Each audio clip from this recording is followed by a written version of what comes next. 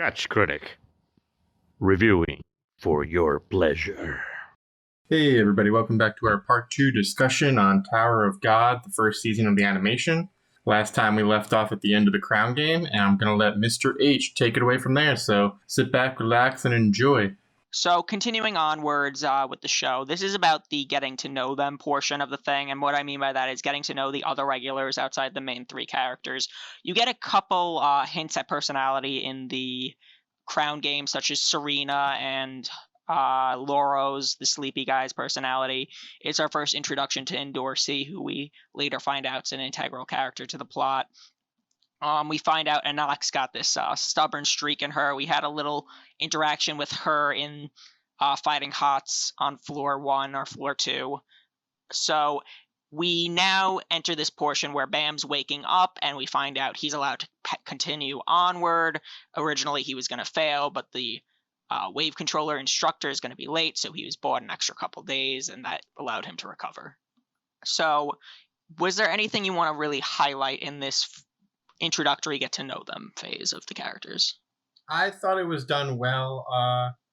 I guess the only thing I can remember that sticks out is that the friend test that the scouts have to do. So when Shibusu and Hots come to Bam for help and Kun then comes up with the plan, I remember in the webtoon, Bam goes into Ignacy's room and holds up the food, and he's on his own, and he has the food attached to a rope and hanging to it. It's not the biggest thing, and he says he'll only lower it if she signs.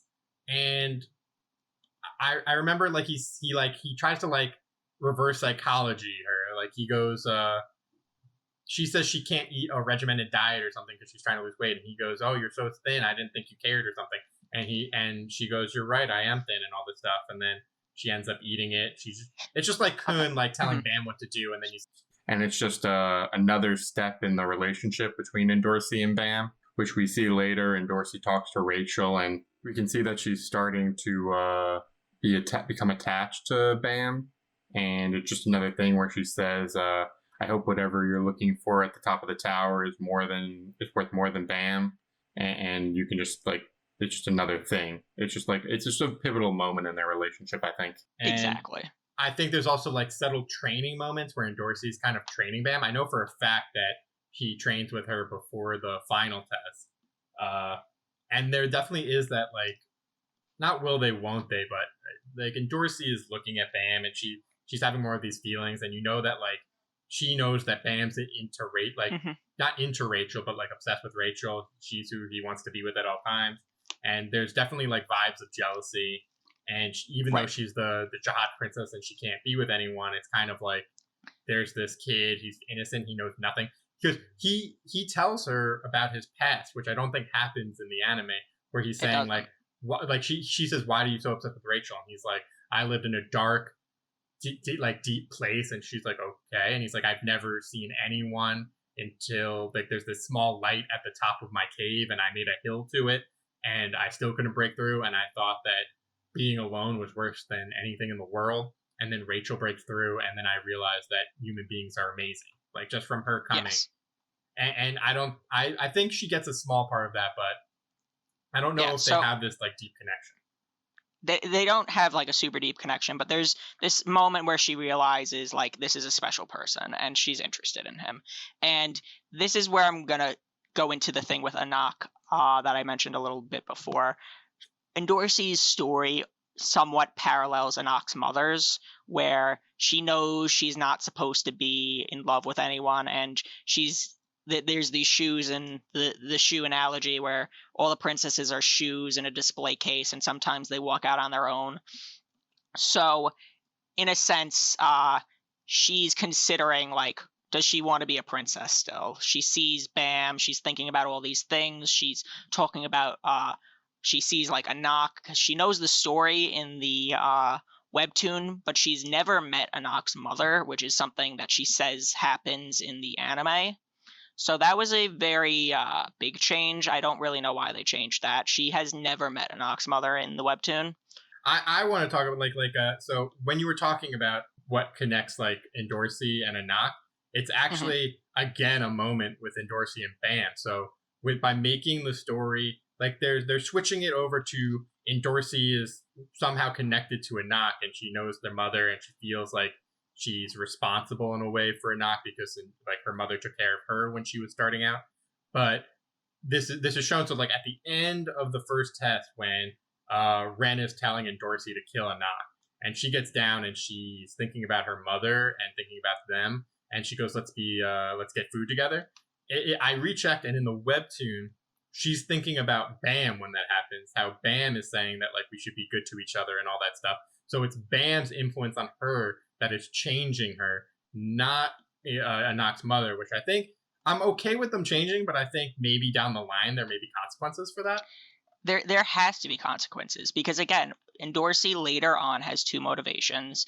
It's Bam and Anak, and the relationship developed in season 1 is the reason why Bam's one of her reasons for climbing the tower, and it's just not built up enough. And they have this moment in season 2, which I'm not really going to explain because they might still do it. I don't know how they can justify it anymore, but no spoilers here. At least we try. But I don't see how they can do certain interactions and moments with her. There's significant issues with her not at least liking Bam romantically in some sense, and there's just none of that in the anime. I agree that they play it down, but I disagree that it's going to cause problems in that regard. I think they're just going to do it. They're just, when they get back, it's just going to be like, they're going to know that when we see Dorsey, she's going to be thinking about Bam or something. I just think that's the way they're going to do it. They can do it that way. I feel cheapens a fan favorite character. But let's stay out of season 2 so that we don't spoil anything for anyone. Fair enough. And let's get back to the game of tag now. And okay. Most part, pretty similar. I think one of my biggest gripes, and I think you agree with me, is Paracule calls it Spearbearer Revolutionaries. Okay, so we do actually have to talk about that, and that might be the most important thing that we discuss, period. Yeah. And I want to emphasize that, most important. But there is something we skipped that we definitely need to discuss before this game of tag.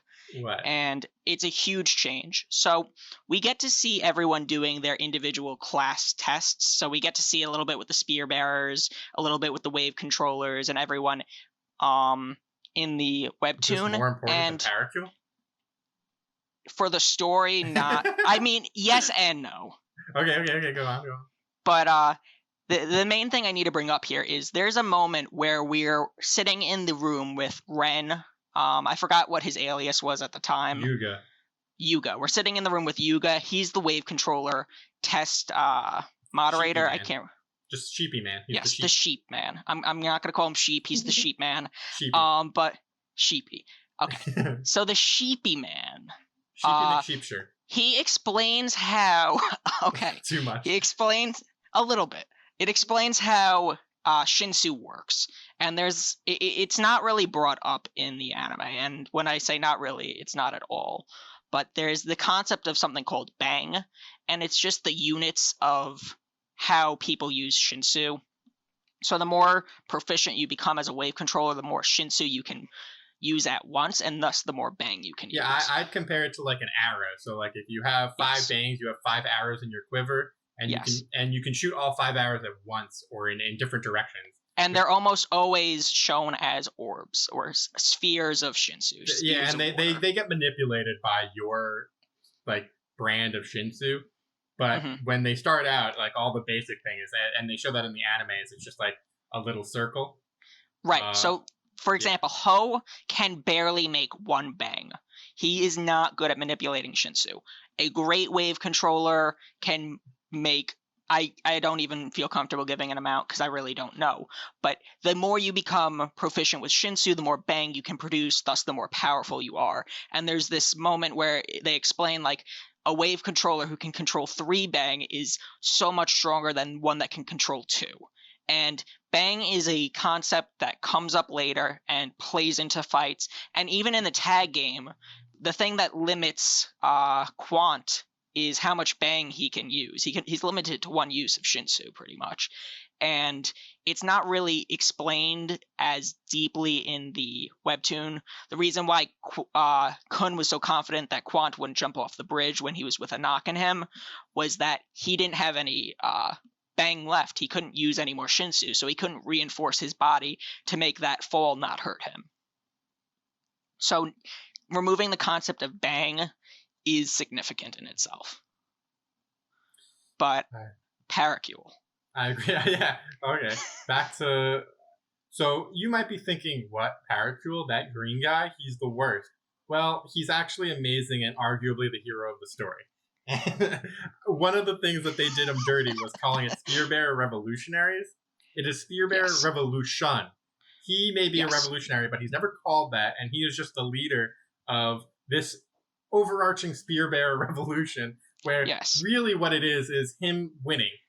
So it's not really any Spearbearer thing. It's specifically him. He has just named it Spearbearer Revolution. Yeah, so it was him. Will come back.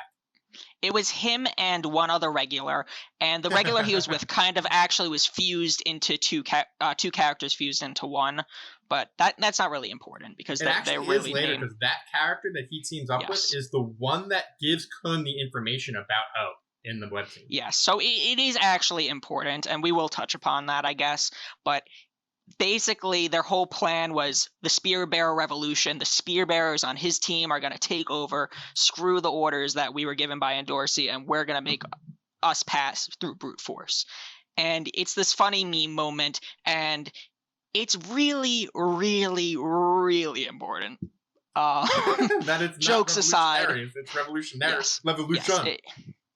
It's just the Spearbearers Revolution. It's not the revolutionaries, it's the revolution. But the same thing happens is that Hots actually ends up committing to the Spearbearer Revolution, and they left it. They didn't believe that he was worthy of the Spearbearer Revolution. That's how I view it. And then we get later, I think the Kun thing's pretty similar. The Kun things that goes down with Kun, the way he tricks Quant. On the bridge? Yeah, so it is... The plan itself is similar, and we're jumping around a little chronologically with how the tests went, but we're just jumping to different things that we like and didn't like. Because the tag thing between the two teams, it's kind of just part of the same story. So we're going to jump around. I mean, we're getting like an hour and a half right now, so we got to jump around. Wow, it's been that long. Yeah.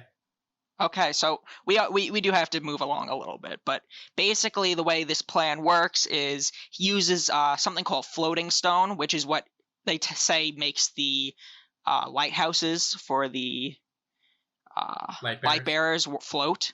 It's this material that basically is just floating stone, like its name says. He uses a reel made of that. He uses a rope. And it's basically a giant pulley system that they do. And the only reason why I'm even bothering to mention this, because we have said we were going on a little bit time-wise with this, is because he explains how he got this floating stone. This floating stone's super expensive, and he says he got it by raiding his father's warehouse. And they don't really... Do they ever mention the Great Ten Families in the anime? I'm not sure. I think so. I know that there's a difference. So going back to the door test, when Bam talks to Han Sung Yu, like Han Sung Yu says to Lee Ro when he's sitting in. This is what happens. So Lee Ro went after the Shinsu barrier test. When they're done with their conversation, Lee Ro says to be careful of Kun. That's all he says, but in the webtoon, he says to be careful of him because he's from a dangerous family. Right. So basically, Kun's from this great family. There's 10 of them. And he stole both the bag he is using and that floatstone and so many other things from his father's storehouse. The knife changes size. Mm-hmm. So he stole a lot from his father, who's this great important figure in the tower. And it really just builds upon Kun's mysterious side, his sketchier side, I would say. So that's the only reason why I brought it up, because it adds this layer. Oh, now his father's involved. Before it was just Maria and his sister. Now it's like, oh, he has this father. He must be important if he has all these things. Kun has access to things regulars shouldn't have access to. Yeah, and I mean, I guess it's important because they kind of show him getting thrown out of his house. There's a imagery of him being thrown out of this big door, which is not in the webtoon, I believe. And it's more so for those of you who want, I'll just do a clarification for those of you who are I don't really understand Kun's backstory, because this isn't a spoiler, because this is the way that it goes down. Is Kun because this goes back to the conversation he has with Rock after this test. So I guess we'll just do that now instead of explaining it. So Yeah, and then we'll go into the Ho stuff. And, yeah, then I'll explain the whole Kun backstory, because so after the test, when Kun's depressed, Rock comes in, and this happens in the anime. It's all jokes, and then Bam comes in. But in the webtoon, Kun is talking about how like he's changed after meeting Bam, and how Bam has something he thinks that if he had at the time, he would have been able to stay with Maria. And he goes, he talks about how when he likes something, he wants to like do whatever it takes to like put that thing where it deserves. So he says he saw Maria, and he thought Maria deserved to be powerful and happy and have that position. And I guess by default was saying his sister didn't. And Rock is yelling at him saying, like, if you wanted her, you should have been the one to like grab her and become the king yourself. He goes, if that was me, I would have killed the king and become the new king and have her with me. And then Kun's like kind of saying, like, are you insane? And he kind of has this moment where he goes, if he had Bam's honesty, like if he had been willing to go up to her and tell her that he wanted to climb the tower with her, like Bam is doing with Rachel, he may have been able to be with her. Mm-hmm. And that's something that we don't get in the anime. Yeah. So that scene's super important because it sets the tone for the relationship of Kun and Rock going forward. They have this rivalry and they argue with each other a ton, but they have this mutual respect and understanding for each other. And that scene really sets Rock apart from the anime in that he's now this more serious character. He's more level-headed than you thought. He has these weird moments of just seriousness and clarity, and you don't see any of that in the anime. Yeah, like during the door test when he's running around on the floor screaming. In the webtoon, there's just a moment where he's standing and he looks up and he screams, I'm done with these stupid tests. And then he opens the door. But he's not prone to tantrums as much in the manhwa, in the comic. So then here, to wrap up the whole thing, because we're running out of time, to do the Kun backstory. Kun it was from one of the main branch houses. I don't know, maybe not main branch houses, but he is a direct descendant of the Kun family leader, the guy who's the leader of the family, and he is his son, and his mother is like the leader of their little branch, and he has a sister who is one of the candidates to be a Jihad princess, which is a really big blood deal related sister. Yeah, his biological, like his mother, yes. Yeah, same mother, same father. And then he's got another sister in another family, which he later, like in the webtoon, I think in that same conversation with Rock, explains how he didn't even know her, and like until like they met. Like they're very like in terms of their family, they're distinct related. Just because they have the same father, because their father has thousands of kids, like maybe hundreds, but a lot of kids. And then there's grandkids, so being a direct descendant's a big deal. And then he meets Maria. He clearly thinks that she's this great person. He says that she was kind and like different from the other people that she'd met when he had been around. His family is very like, as you see with the flashback with his mom, it's very don't trust anyone, be calculating, like be smart, all this stuff. And she's very like kind and innocent. And he kind of goes out of his way to get his sister like to lose the race for Jihad and get Maria to win. And then they are saying like what's going to happen to his family. That happens in the webtoon too, where they're just like, that means their family is going to lose a lot of power. They lost this battle. They're going to be moved from their position. And it's this whole big deal. And Kun knew the consequences though. So it's not like this big thing that weighs on him. Like, I can't believe like I messed up. He did it on purpose.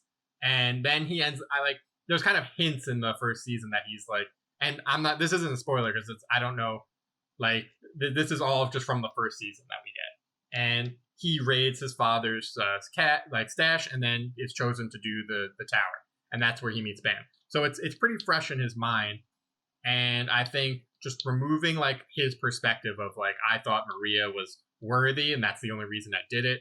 It kind of like they're trying to like hype it up that he was in love and was betrayed, and definitely wasn't betrayed because he knew what he was doing. Yeah, I wouldn't necessarily say he was betrayed. I think that's how everyone perceived what happened to him. And I think that's what they were trying to show in the anime, but really just didn't hit the nail on the head there. He wasn't betrayed by Maria per se. He knew the end result of his actions, and he might regret them, but he knew what he was doing at the time. And I think it was just perceived by everyone around him that, oh, he helped her become the princess, and all of a sudden she just didn't know him anymore, kind of thing. So, like, he knew what was going to happen. He knew exactly what was going to happen to her and him, but everyone around them who didn't know the full backstory of Kun's actions perceived it as he betrayed his sister, his blood sister, to help Maria, and then Maria betrayed him. Okay, so getting back to the tag game, we should finish up talking about the Spear Bear Revolution, which is most important, and Quant and the safety zone with Ho, which was changed. So I thought you'd want to explain the Quant's rules that he has to follow that's not really explained in the anime, and the safety zone. Sure. So Quant has some rules placed upon him because he's a ranker, and it would be unfair if he went all out against these regulars who are testing to climb the tower. And one of his restrictions is the amount of Shinsu he can use. We briefly touched upon that before with Kun's plan at the bridge. He's limited on the amount of bangs he can use. So he has to limit his usage and his power in that respect. And in this whole scene where he comes upon Ho and Rachel in the manhwa, in the webtoon, there's this zone he's not allowed to enter, and Ho is holding Rachel hostage within this zone. So he wants to help Rachel, he wants to stop whatever Ho's doing, but he can't physically enter. So he has to find a way to intervene in the situation, and to do that, he enlists the help of Bam. And he has that conversation where he says, copy this technique if you can, something similar to those words. He hits him with this Shinsu move where Bam loses his ability to move for a little while, and he tells him to try to interfere with Ho to save Rachel. And one of the things, just to highlight, so if you recall in the anime, Quant wants to go catch the It, is his reason for leaving the fight. He says, he teaches Bam that move and then says, you go save Rachel, I'm going after the It. In the webtoon, there's the second part of the Spear Bear Revolution is taking place, where Powercule and the other Spear Bearers have basically taken hostage the rest of the team. And Quant has to deal with that and the Ho hostage as well. But he can't go into the safety zone, and he's afraid that if he leaves, the Ho will kill Rachel. So he says, Bam, you go try and save Rachel. I'm going to deal with the Spear Bearers. And he thinks to himself, like, there's no way Bam can copy this technique, but maybe he'll save her, maybe he'll get lucky, but at least I can save all the other hostages. And then he looks back after doing his thing and sees that Bam did save her. So that's just a slight difference there. Yeah, so in the webtoon, Quant is a lot more serious about his role as a proctor, and he really gives thought as to what's going to happen to these regulars. In the anime, it comes off a little bit more cold and callous, but that's just one of the changes that occurred in this important scene. Yeah, I wasn't a huge fan of those changes. I didn't really understand why. Yeah, it seemed unnecessary. I really don't either understand why they would change a scene like that, especially because it's one of the more emotional, impactful scenes in season 1 with Ho. And then there's the other change is that Rock and Ghost is like the guy with the red mask, the other Spear Bearer who passed the original test that the Spear Bearers get to take, and they're watching it, and then Rachel gets knifed by Ho, which doesn't really go down that same way in the webtoon. We don't really get to see a knifing, but you can see in the anime that like Ghost kind of like reacts to it, like he feels like he got knifed too, and then he kind of just disappears. They show like Rock reacting to that. That doesn't happen in the webtoon, but it is interesting, especially to like all the webtoon viewers. I'm sure like what, like that's new. So I mean, in terms of watching it as a webtoon viewer, at least there were like new things, like different takes on things that we didn't know that maybe have been happening that we just weren't aware of, because Ghost is just gone. We don't see Ghost. Yes.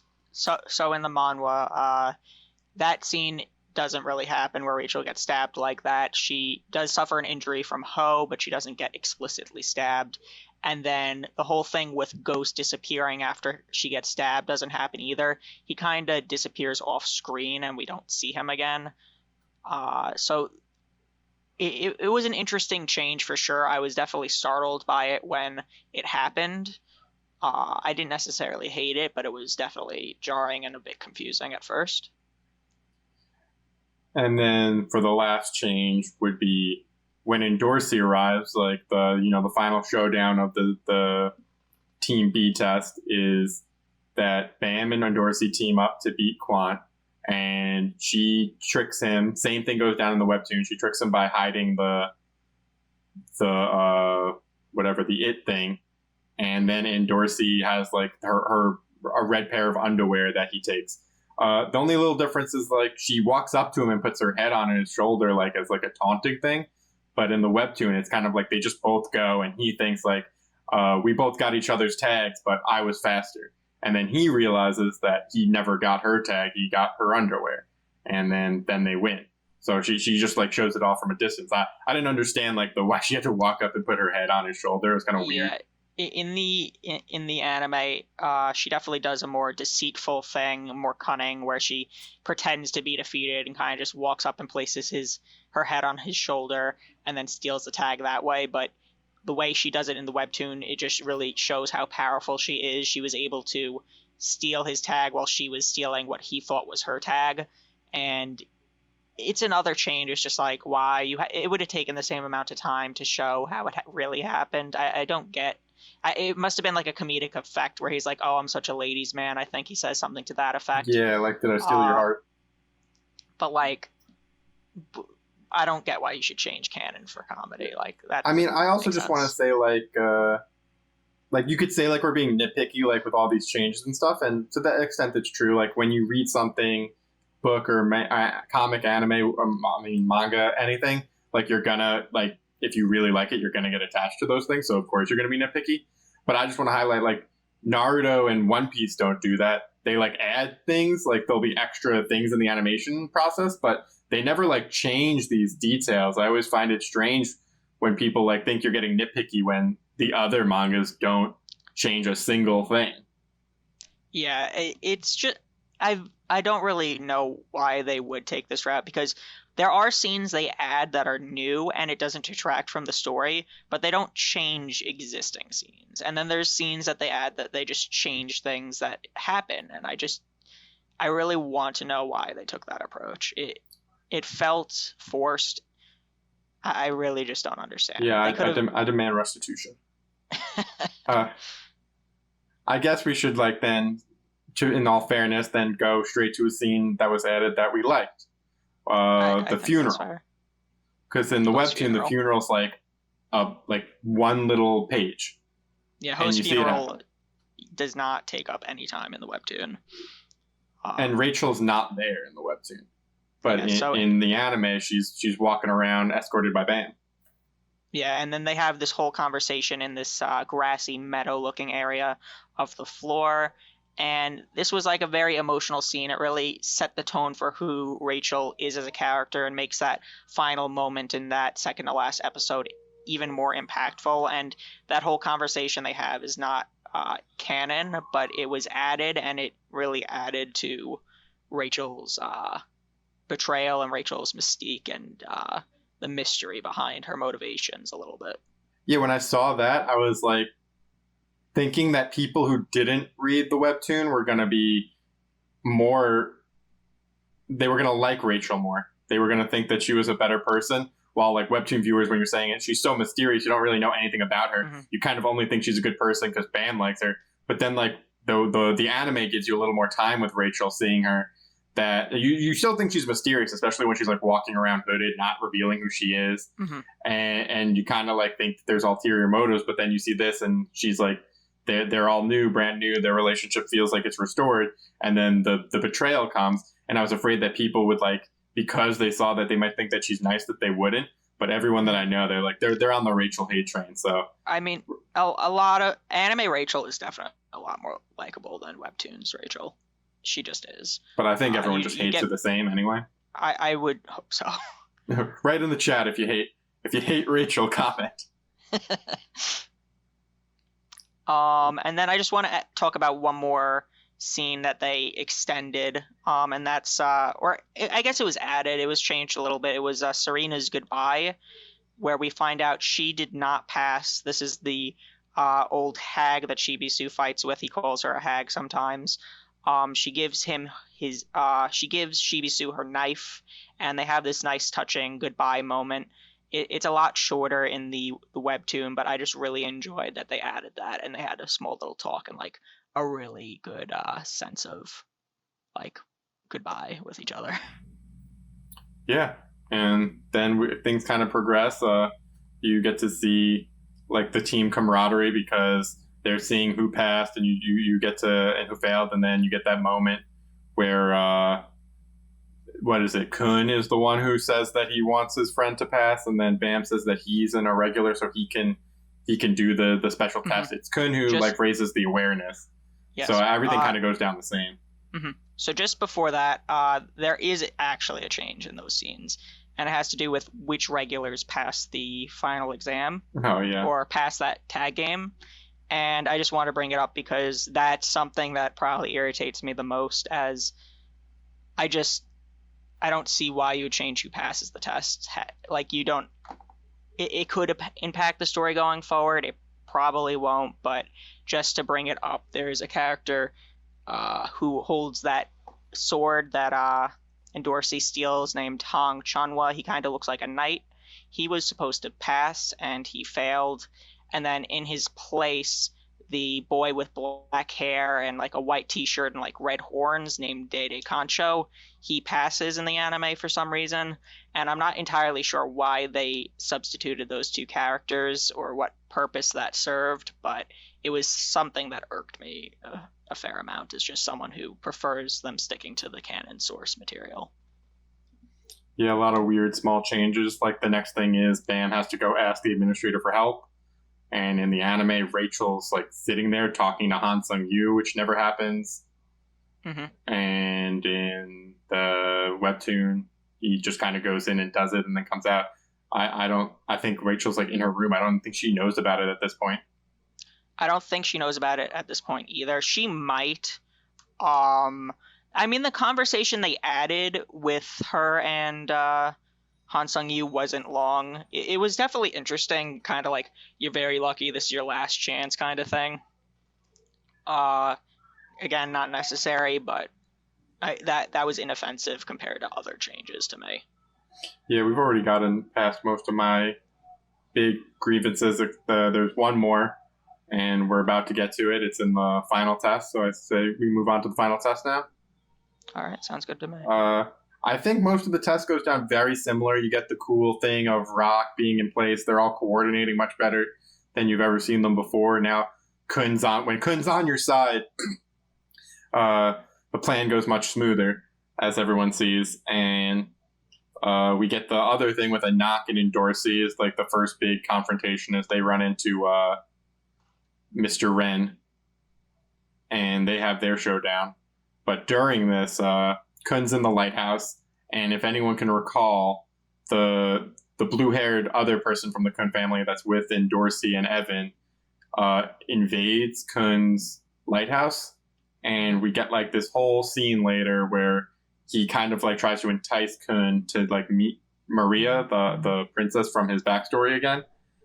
And that never happens in the manga at all, because it's not who Blueberry is at all. And I don't think this is a spoiler, because it's told right from the very beginning. Like it's like character development. Like Blueberry is like does not care about anything kind of character. Very like, I mean, maybe he has cares, but he's very aloof, and he makes a point to say that he could not care at all about the Kun family and their politics. So the fact that he would know where Maria is and care to take like Kun there and show him, he doesn't know who Kun is at all. He doesn't know who Agnero Agnes Kun is. He doesn't know who Maria. He probably knows that about Maria becoming a princess just because he keeps tabs on stuff like that.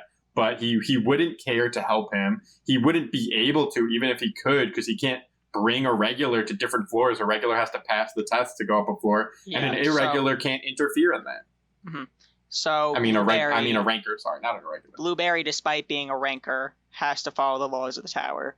And laws of the tower state that regulars have to pass tests in order to get permission to climb higher up. He would not be able to help Kun in these tests. He would not be able to help Kun pass around these tests. He can't bring him through the tower like he travels. So there's no way he would have to help Kun get to Maria without like hiring regulars that are strong to help him climb. But even then, that's like a ridiculous thing. There's no character motivation for Blueberry to do this, and then even if he did, he would probably have no access to Maria being a princess. So the whole idea of him reaching out to Kun to do this convoluted plan makes no sense either for the character or for the story. Like, it's a nice moment of him going, yeah, like, my motivations now lie with Bam. I don't care about Maria. That was my initial reason, but like, I have my new reason. But that, like, you can't just change stuff to fit your purposes because you want to. Like, there's just no way that plan's feasible, even if Kun wanted to do it. Agreed. And I just don't get why they would make this Blueberry character someone who would care about that stuff when it's so counter to everything that we know about him in the webtoon as being somebody who doesn't care. You specifically know that, like, they show right from the beginning that he has no interest in the Kun family or any of the politics. So it's just a weird thing that he couldn't do even if he wanted to, and not something that he'd want to do. But overall, besides that part, which I really didn't like, the test kind of goes smoothly. I liked watching it. I thought the test went really well. The animated, I liked watching the worm things. I liked watching the bull fight, Ren and his weirdness and like his cockiness, especially when Yuri shows up and he's still like, I thought like finally Yuri's a character and she's not just like there for plot, like just like, oh, she's there like in the first episode. Like now you can finally see like she's a big deal. Like that guy's like a royal enforcement officer and that's like a big deal too. So she's like, if she was a more inexperienced princess, I feel like he could have like intimidated her into doing what he wanted, but she's extremely strong and she understands what the title of princess is. So I like how in his face she gets in both the anime and the webtoon. They finally were like getting her character right, I thought. Mm-hmm. Did you have the same thing? I just want to touch on that Ren scene quickly. There is one change that happened in the anime, or I should say omission. And I guess this could technically be spoilery depending on how the anime covers it in the future. So you might want to cover your ears or skip past this. I'll cut it if it's too spoilery. It's not going to be too spoilery, but in the anime, Ren is stated to have died, and in the manhwa, in the webtoon, he does get crushed like that, but then he has a little thing like, I'll see you further up the tower with, I believe, a knock or one of the... Wait, the anime says that he died? I mean, he's assumed to have died. He doesn't have this speech. He's just crushed in there, and he just, like, makes, like, a death noise. But he has this small little speech as his, like, crushed body, like, the light of the eyes and the crushed body disappear, and you find out he's still alive. No, that was not in the anime. So that, okay, that I don't think that's a spoiler because that happens in the webtoon in season 1. Right, but I figure, like, maybe they want to reserve that for some, like, crazy, like, reveal, like, oh, he didn't actually die, and it was, like, more mysterious, but, like, I just didn't, it struck me the wrong way. The other, this is not important at all, but Evan and Yuri had 2 other companions with them while they were traveling between the floors, and they just had this comedic scene with Laurel and the sleepy guy Laurel. And the scene does happen, it's just with a different character. It's a little quicker, but those 2 characters were also admitted. I don't recall their names, but that's just another instance of characters being omitted, which I don't like, but that's like the tiniest of nitpicks. So I just wanted to bring that up. And then we get the big betrayal moment after, while it's happening, the bull is coming and Bam's fighting it, and Rachel stands her wicked feet monstrous person up, can't speak, it's so angry, and she shoves him off. And I loved hearing how all the anime onlys were watching it and were filled with so much hatred. It was like I got to like reread it again in a way, just seeing like the community flare up again, because for those like for anime people who don't like, it's just like a meme at this point in the webtoon community of like hating Rachel. Ever since that moment, there's nothing she could do. I feel like I'd be mad if the author tried to go on like, can I redeem this character and get people to like her again?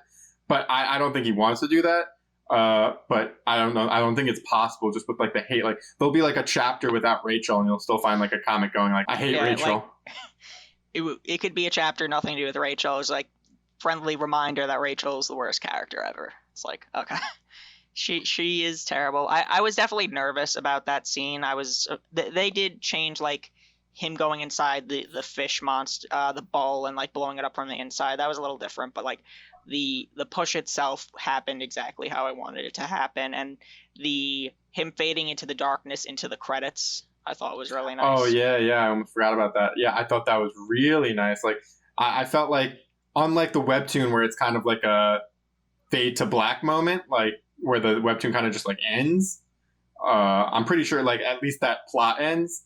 That section of the story. He's him fading down through the Shinsu.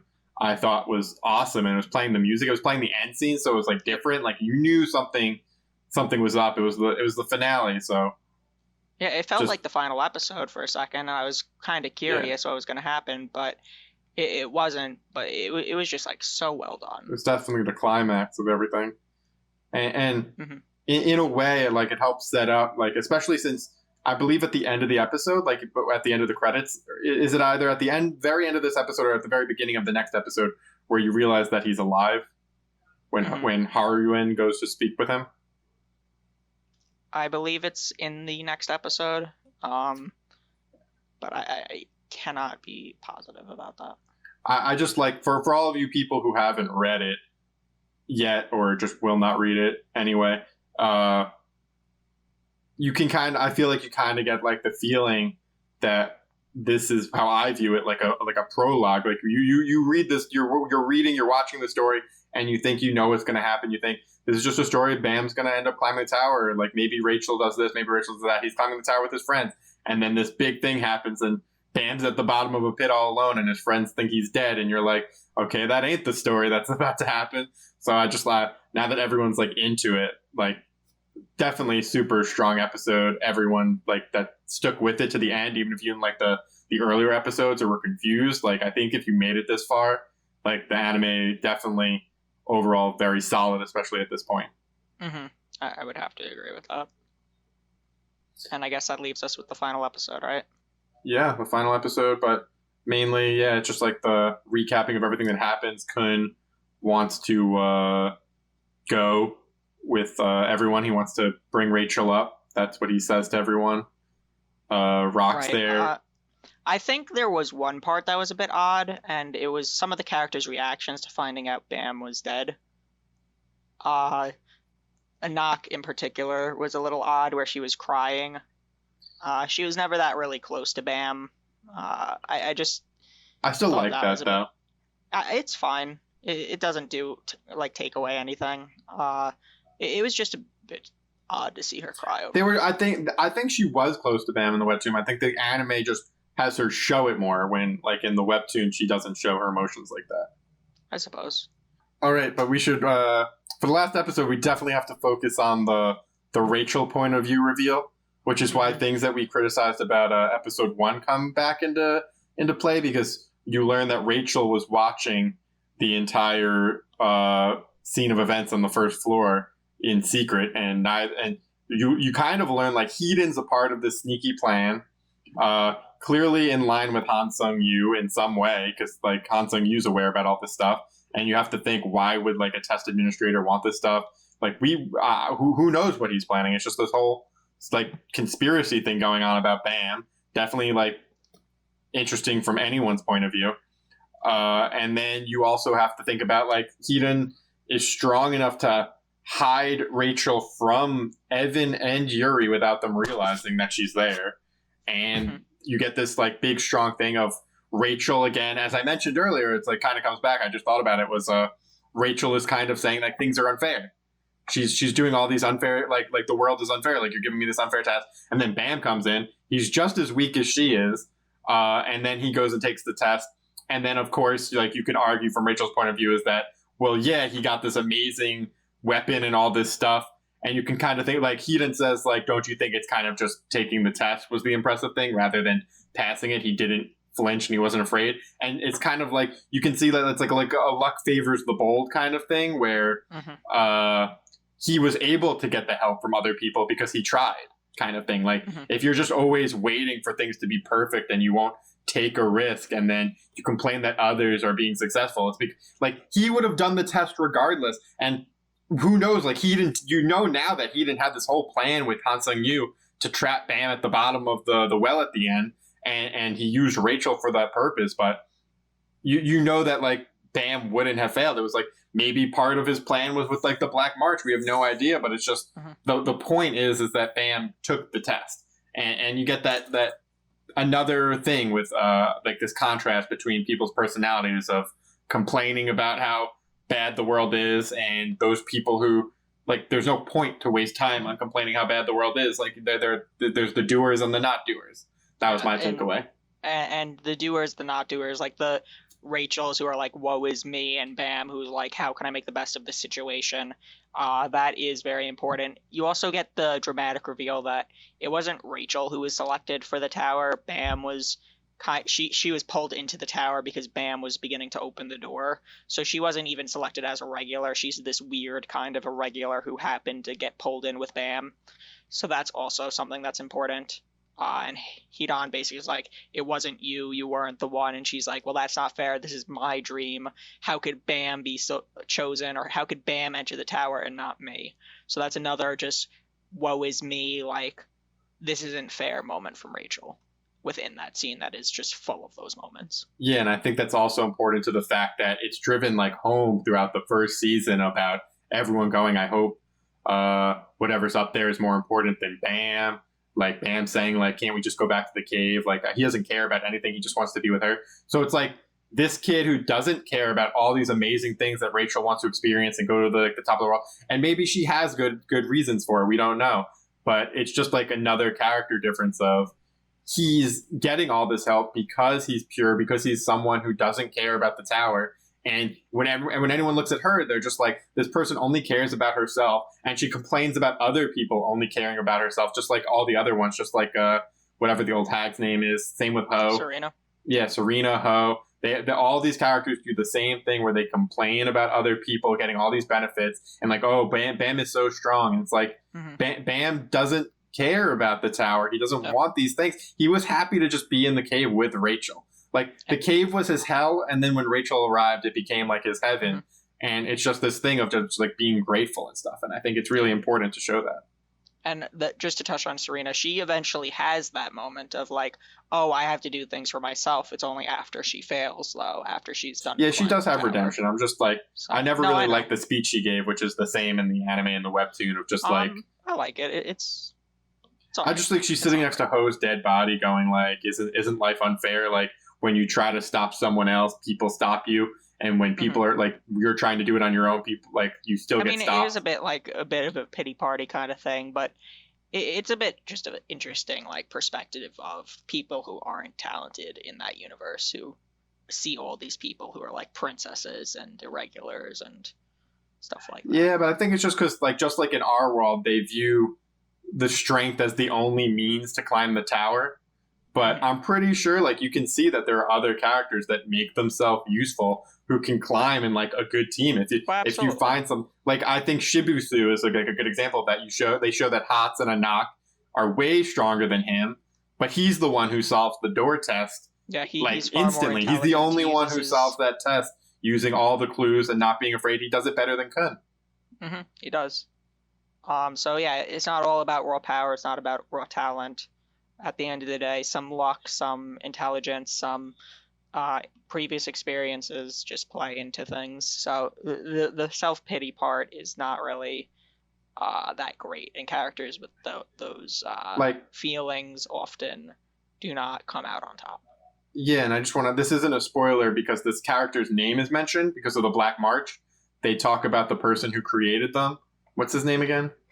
Something along the lines like Eshul Eduardo or something. Yeah, Eduardo. I don't know the exact pronouncing.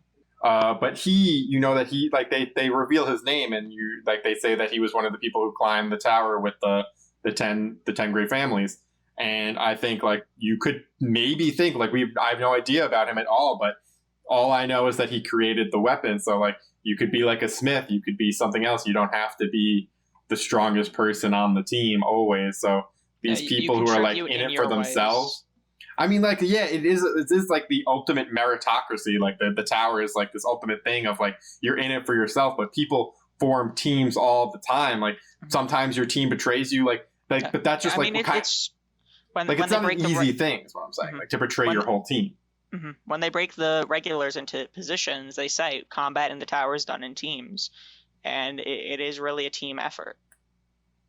So like yeah, like they try to make it seem like it's like this kill or be killed world, which in many ways it is, but it's also like very few people are able to climb the tower solo. It's a very big deal. That was part of why the some of those tests, like especially the tag game, was difficult, because you had to work on a team with someone who was potentially stealing your spot for the right to climb the tower.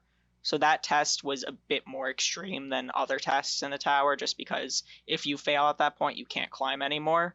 So there is more incentive to betray your own teammates there than in the rest of the tower, but you always have to have in the back of your mind, like, what's this person's objectives? What are their posts? Yeah, 100%. Like in both the webtoon and the anime, in the whole floor of tests, which is like the whole second season, you're very few people are allowed to climb, and I always thought that was weird that it was so restrictive. Like I think it was only 2 wave controllers got to pass. And Harwin, who's the red-haired guy, she gets the pass, but it's like just like I don't know, you see at the end that she's the one that like recovers Bam, so you know that she's mysterious and stuff. So like just gotta wait to learn about her. But you know that him and Loru are the only wave controllers, but there were like a lot of other wave controllers. So it's just it's definitely the most punishing test in the tower. Like it's like no spoiler, but like later like tests become like a very like collaborative team thing, and it would make no sense if you had it that like certain people on the team pass and certain people don't. So like I think that the team effort needs to be like hyped up a little more. Agreed. So moving on just from this conversation, I guess we should just cut towards the ending of the episode where they're finally leaving the floor of tests and they're ready to climb the tower as proper regulars. Yeah. And there was just like one omission that was a bit odd. In the manhwa, Han Sung-yu provides commemorative rings to the team and basically just has this small speech about how, you're all together, you're all in this now, congratulations, you're now regulars, and that was just not, like, anywhere in the anime, so I don't know why they didn't just, like, have him do what he did in the source material, like, just give them the commemorative stuff. It's not super important, but just a little odd.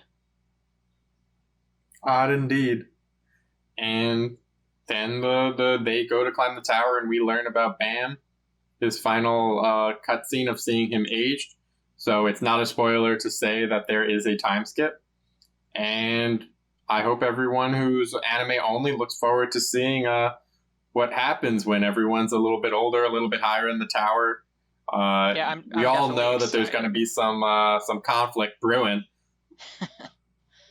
Yeah, so I'm excited to see how they take season 2. I want them to, if I had anything, just stick a little closer to the source material. The things they added were great, but the things they changed were not so great. So overall, I really did enjoy the anime. I know we had a lot of little nitpicks here and there and a little critiques here and there, but that's what we do here. I really did enjoy watching something I've been reading for so long being adapted. Yeah, definitely overall enjoyed it. And I think overall it was very successful just in terms of viewership and all that. And I think that they'll have like a bigger budget for the second season. Definitely can't do it in the same. If they tried to do it in 13 episodes, it would be awful. There's no way you can do it. It'd be impossible. No, that's 100% not possible. So season 2 is far longer than season 1. Yeah, so I'm hoping that they just have like they have to do it out of necessity. They have to stick closer to the webtoon. I certainly hope so. Yeah, so I guess that about does it for our discussion. Hope you all enjoyed it. I know this is part 2. Went on a little long, but that's just because, we care. We care about this stuff.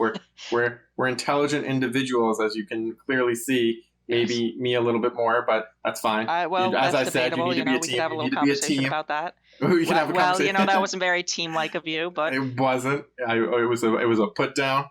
You see, Yeah, a little I'm bit. doing it, and he'll betray me later. Probably. I was going to do it anyway, but now I have a reason to do it. All right, see, and then the audience will sympathize with him when we learn. Exactly. Comment, But, like. anyway. Hey, I'm in the middle of it. Comment, like, subscribe.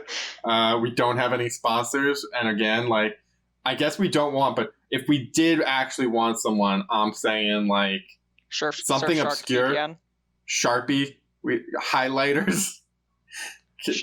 Raid Shadow Legends, Raid Shadow Legend? No Raid Shadow Legend. Okay. And yeah, so thanks. Enjoy, everybody. Yep, bye.